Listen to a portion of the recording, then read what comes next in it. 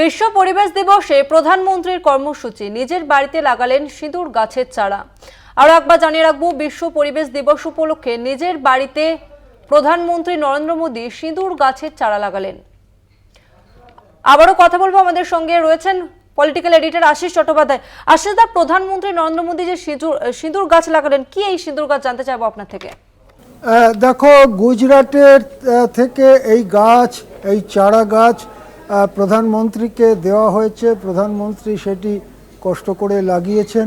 সিঁদুর গাছে যাই ফলুক, সিঁদুর ফলে কিনা আমার অন্তত জানা নেই, কিন্তু প্রধানমন্ত্রী যে কষ্ট করে একটি গাছ লাগানোর ব্যাপারে হাত লাগিয়েছেন এবং সেই হাত লাগানোর ছবি সমস্ত সংবাদ মাধ্যমে ছড়িয়ে গেছে, এটা দেখে অবশ্যই ভালো লাগছে।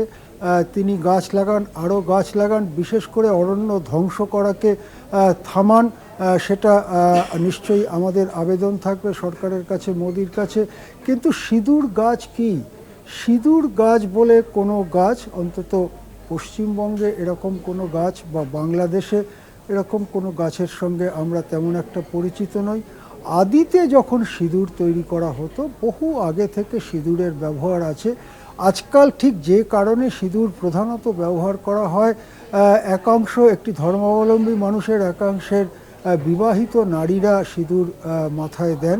তাছাড়াও সিঁদুরের নানা ব্যবহার, এমনকি হোলির জন্য সিঁদুরের ব্যবহারের কথা আছে। অতীতে একদম আদিতে লেবুর রস আর হলুদ গুঁড়ো দিয়ে সিঁদুর তৈরি করা হতো।